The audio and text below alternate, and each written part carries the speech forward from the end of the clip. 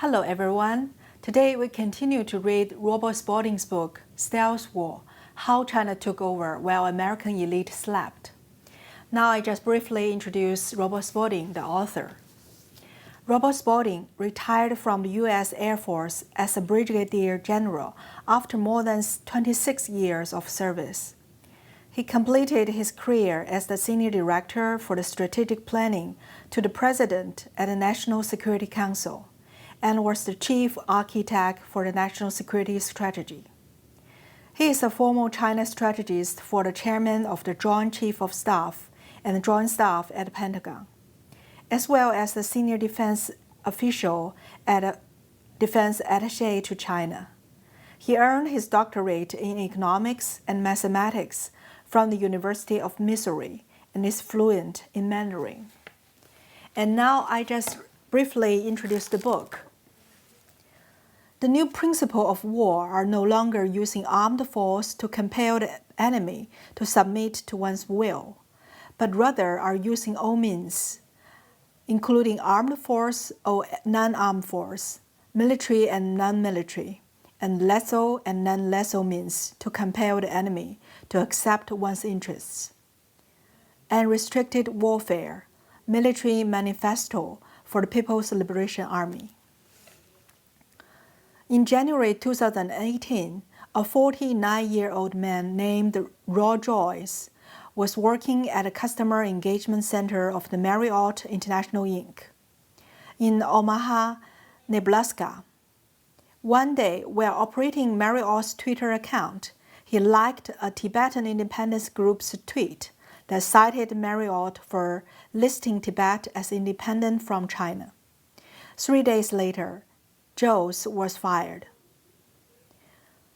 Most Americans don't realize just how much influence the Chinese Communist Party has in the United States.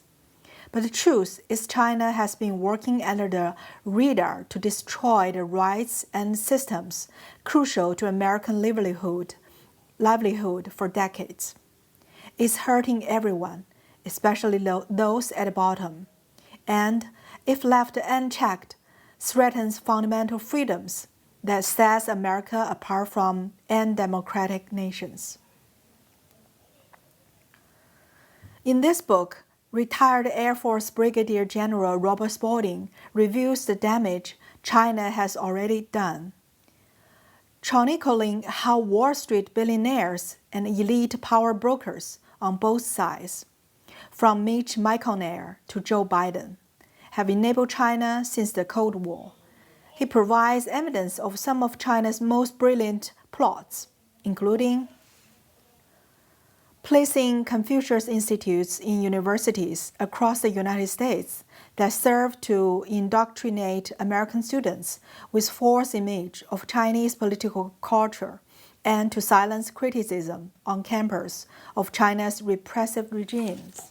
Staging elaborate corporate espionage operations to devalue American companies, and signing a 30-year agreement with the United States that allowed China to share peaceful nuclear technology, ensuring that they have access to American nuclear know-how. So basically, 3 types of actions that Americans have suffered from China's hegemony over the world. The first one is the university. The second one is the American companies. And the third one is the nuclear power usage. This book does not aim to just sound an alarm. It is meant as a call to arms, one that details how the United States and the rest of the free world can combat China's stealth war. Despite all the damage done so far, Spalding shows how it's still possible for the United States and the rest of the free world to stop China in its tracks and turn the tide. Now today, we continue to read Robert Spalding's book, and I think the chapter is Chapter 3, Economy, and the subtitle, Unreal Estate. One telling example of China's market manipulation is how it has coped with a real estate market that many experts believe should be crumbling. Entire ghost cities have been erected, filled with high-rise apartments, without a soul in sight. The construction glut has resulted in more than 64 million empty apartments, according to estimates. And usually, when there's a surplus of real estate, prices tumbled. How has China confronted the law of supply and demand? Just by preventing the house from being sold, explained Boss, noting that an apartment purchased for 10,000 yuan remains on the balance sheet at that price, even if the only offers are for half that much. The mortgage market is also malleable in the hands of the CCP. One big reason you are not seeing an immediate property collapse is they don't really have property tax, says Boss. In the United States, an investor carrying 10 vacant apartments only have to pay property tax as well as any payments on a loan. But in China, banks allow people who are behind in a loan just to gross up the loan balance and keep it current. In these stances, it becomes a rolling loan, explained Bass. So that if you own, say, 4,000 on a 10,000 loan, but you don't have the money, the bank will just make your loan balance 104,000, tackling it onto the principal, and say, pay us when you can. Bass says this practice has inspired a saying around his firm, a rolling loan gathers no loss, financing the future. While the CCP can control the pricing of everything domestically, it is desperately short of resources required to sustain growth. It's one of the largest importers of crude oil in the world, bringing in almost 400 million tons a year. It imports food, base metals, raw materials, and petrochemicals. Those dependencies make China's economy extremely vulnerable, according to Bass. As trade slows, as its domestic real estate market implosion looms, as more and more multinational corporations realize they can't repatriate their investment, China's instability grows. Seen from another perspective, however, this vulnerability also makes the Chinese government dangerous. What steps will the CCP take to ensure it has the cash and access to foreign capital needed to both sustain itself and continue investing on all the fronts of its unrestricted war? What type of influencing tactics, bribes, blackmail, sabotage, political strong-arming, trade wars, will it resort to its quest for cash and control? Pirates, scams, and blindness. The story of self-made millionaire A.J. Kobani is the American dream on steroids. But the most recent chapter of his story is the archetypal nightmare that has confronted American manufacturers over the past 30 years. China's flagrant disregard for the international rule of law now threatening the business he built out of nothing. Kobani's parents immigrated to the United States from India in 1959. Assimilation was family policy. My family embraced American culture so much. We weren't allowed to speak a foreign language at home, he says. AJ was an industrial kid. Growing up in Lincoln Park, New Jersey, he hustled cash by shoveling snow, mowing lawns, and delivering newspapers. He worked his way through State College making pizzas and bartending. By the time he graduated, he had 20,000 in savings. He spent his savings importing a bunch of AM/FM radios, took out an ad in a tabloid, and never looked back.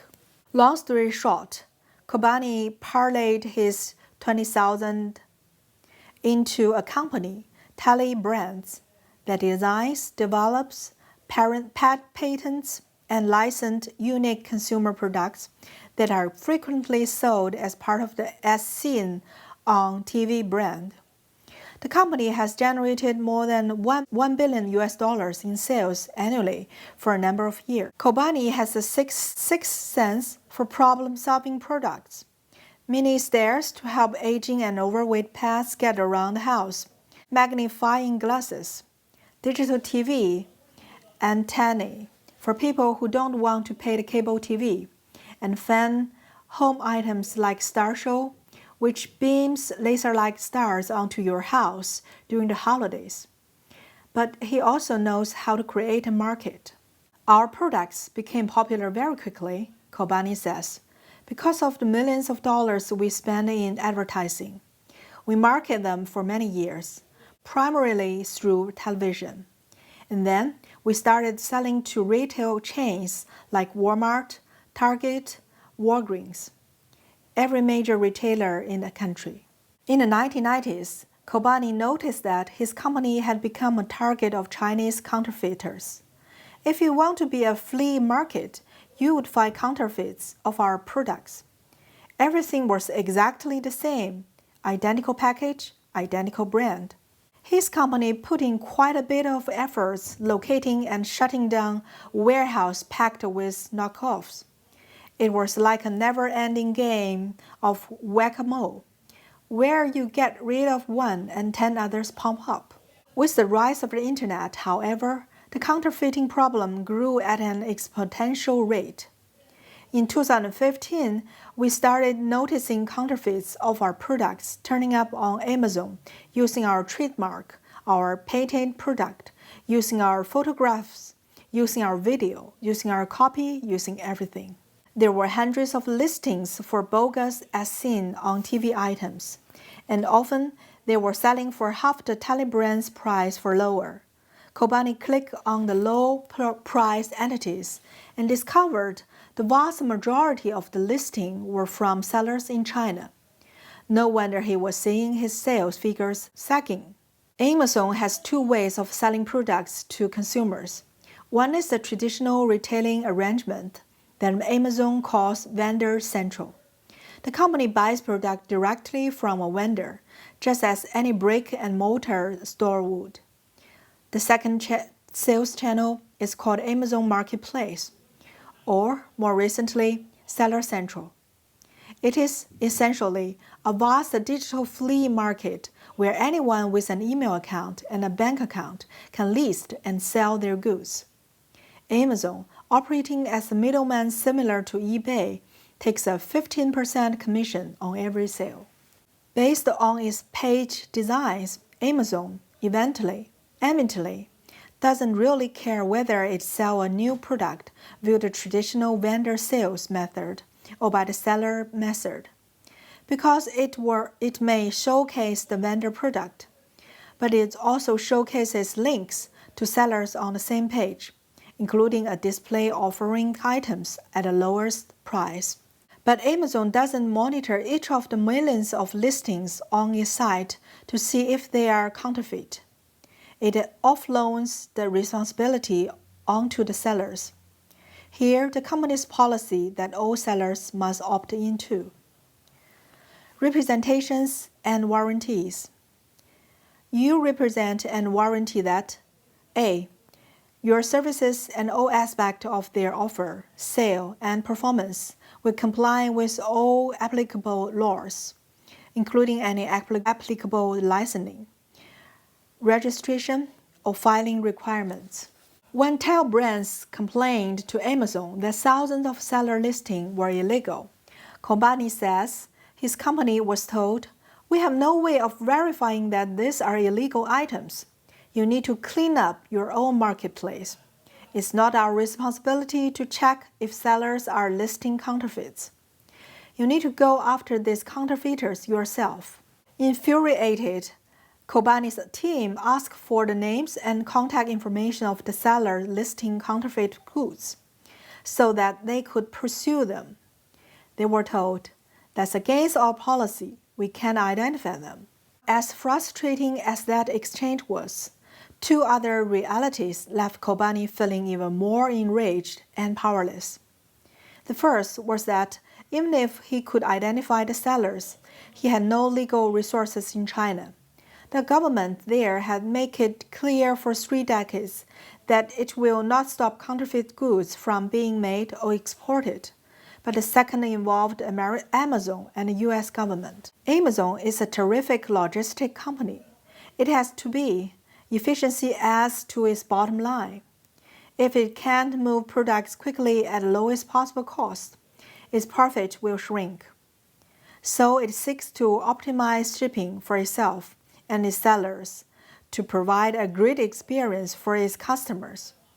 One way it does this is with a service called Fulfillment by Amazon. Sellers ship their goods to Amazon fulfillment centers and pay for shortage and per-item fulfillment. Amazon has opened a number of fulfillment centers in China. As well as Kobani was concerned, the existence of these centers meant that Amazon was basically making it easier for pirated and counterfeit goods, based on product in which he had invested hundreds of millions of dollars developing, patenting, and marketing to reach consumers and destroy his business. Everyone thinks Amazon is this great American company, says Kobani, who noted that Amazon did start removing bogus sellers after New Jersey Senator Cory Booker made a call on his behalf. But part of the reason they are making money is that they are aiding and abetting the sale of counterfeit products, and nobody knows this. But Amazon wasn't the only one making it easy for these predatory pirates to thrive. As willing, perhaps unwitting partner make shipping these illegal goods from China incredibly cost efficient. The U.S. Postal Service. The Universal Postal Union, UPU, established in 1874, sets mail delivery fees for national carriers in 192 countries. Under a 1969 provision to help smuggling economies, the U.S. Postal Service agreed to offer a huge discount for packages shipping out of China that weighed less than 40.4 pounds. How big a discount? Big enough that the Postal Service says it is losing $170 million a year on the deal. An example. It costs more to ship a 3-pound package on a 2.3-mile journey from 1600 Pennsylvania Avenue in Washington, D.C. to the U.S. Capitol than it does to ship the same item 6,925 miles from Beijing to the White House. Kobani was aghast. The U.S. government was subsidizing shipments of illegal goods that were eroding his company's profits and threatening its stability, and there was nothing he could do about it. Every other manufacturer I speak to that makes consumer products is facing this huge issue, he says. And it is more than just an Amazon problem.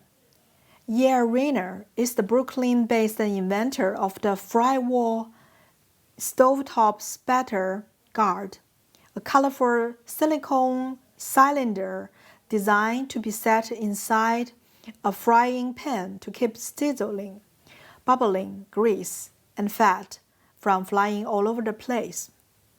Sales of the product exploded after Rayner appeared on the Today Show and wowed the stars of Shark Tank, where his Frywall demo sparkled a bidding war among the show's entrepreneurs. With success, though, came the counterfeiting from China.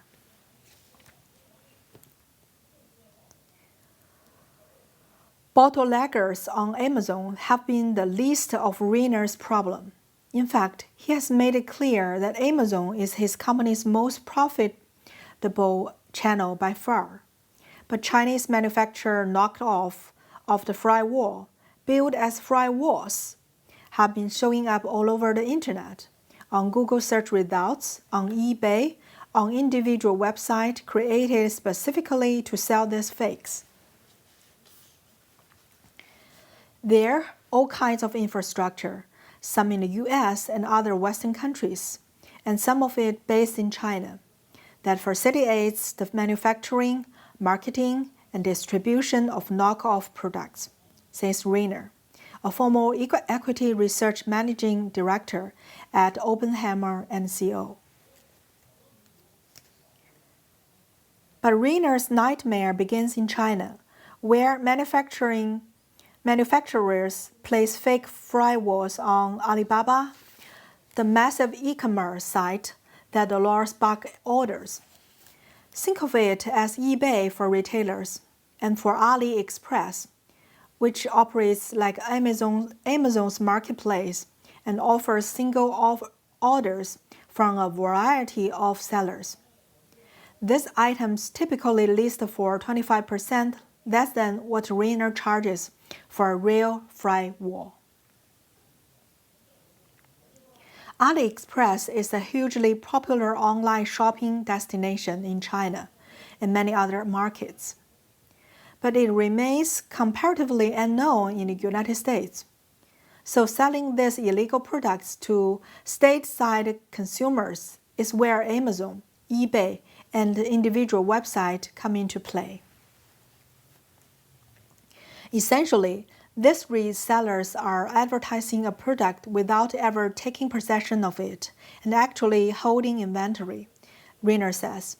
When they receive an order from Amazon, eBay, or a web store, they are created that also offers hundreds of other vampire products. They route it to AliExpress vendors and have it sent directly from China to the consumer in the United States. And they can do this seamlessly because there are tools that allow them to basically link their eBay or Amazon listing or a site created with Shopify strategy straight to an AliExpress vendor. While Rainer believes many of the listings are created by the Chinese manufacturer, the reality is that anyone, anywhere in the world can create a listing and make a sale without ever taking possession of the illegal Chinese-made products and without laying out a dime for inventory. And if the order is shipped to the United States from China, the 1969 UPU agreement ensures the cost of delivery will be cheaper than anything Rainer can offer from his Brooklyn office. He believes ending the shipping subsidy would stop the losses to his web sales. No one would pay $15 or $20 to ship an item from China when it ships from $3.99 in the United States. As for smuggling in illegal bootleg fry walls, Rainer sees that as less of a problem. The web seller's business model, he says, is to do all of this without actually taking on any inventory risk. Shipping counterfeit product in bulk will increase the risk. First, you've got to bring it here, and then hope you sell it without getting caught and having your bootlegs seized. Rainer estimates that he and his head of marketing spend about 5% of the week policing bogus listings and contacting Amazon, eBay, and Shopify to remove them, plus thousands of dollars consulting lawyers. There's a kind of spiritual cost to this too, he says. We are a very small operation, and we feel we are constantly fighting this uphill battle. We're trying to fight a good fight and innovate and create a great product and delight consumers and stand behind everything that we do. But with everything we do building the company and product, we are subsidizing these predatory fuckers. So it's hard to stay level and centered, which is why ending the subsidy would be a huge step in the right direction. So this chapter just briefly describes how American companies suffer from China's counterfeit products, intellectual rights invades, and etc. The ship slip. Approximately 200 million shipping containers moved through Chinese ports in 2017, according to the Journal of Commerce. The most commonly used container, a 20-foot equivalent unit, TEU, is 20 by 8 by 8 feet, with an internal capacity of 1,170 cubic feet and a maximal weight of 7,196 pounds. Giant freighters like the new Panamax and truly massive ultra-large container ship, vessels so big they cannot dock at most U.S. ports, hold 14,000 and 20,000 TEUs, respectively. The logistics of shipping every imaginable product on Earth, from toys, salt, and bananas, to nuclear reactors, oil, and mousetraps, have been standardized by the International Organization for Standardization, ISO, which works with more than 160 countries to codify the acceptable size of containers to make loading and unloading goods as uniform and efficient as possible. The ISO 9001 is the international standard for a quality management system for shipping compliance. Being ISO 9001 certified means that a company follows the standard's guidelines, fulfilling its own requirements, meets statutory and regulatory requirements, and maintains documentation.